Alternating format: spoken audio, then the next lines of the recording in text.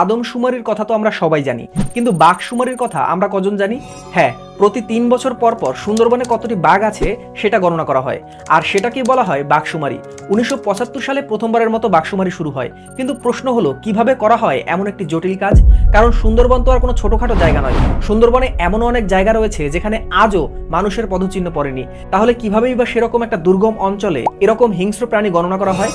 2023 সালের জানুয়ারি থেকে 2024 সালের মার্চ মাস পর্যন্ত সুন্দরবনে একটি জরিপ চালানো হয়। সুন্দরবনের 2240 বর্গ কিলোমিটার এলাকা জুড়ে 650টি ক্যামেরা বসানো হয়। সেই ক্যামেরা ট্র্যাপিং পদ্ধতিতে পাওয়া গেছে 84টি বাঘের সন্ধান, এবং বাকি 41টি বাঘ শনাক্ত করা হয়েছে বাঘের পায়ের ছাপ দেখে, যেটাকে বলা হয় পাগমার্ক।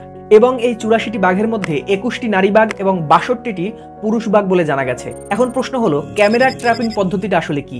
এই পদ্ধতিতে যে ক্যামেরাগুলো ব্যবহার করা হয় সেগুলো একটু বিশেষভাবে তৈরি। ক্যামেরার সেন্সর সহ সাথে একটি যন্ত্র ব্যবহার করা হয়, যে যন্ত্রটি মোশন বা ইনফ্রারেড সেন্সর ব্যবহার করে প্রাণীদের উপস্থিতি টের পেলেই অটোমেটিক ছবি বা ভিডিও ধারণ করে।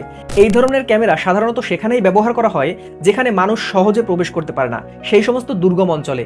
এবং এই পদ্ধতিতে ছবি তুললে বন্যপ্রাণীদের বিরক্ত হবার সম্ভাবনা খুব কম থাকে।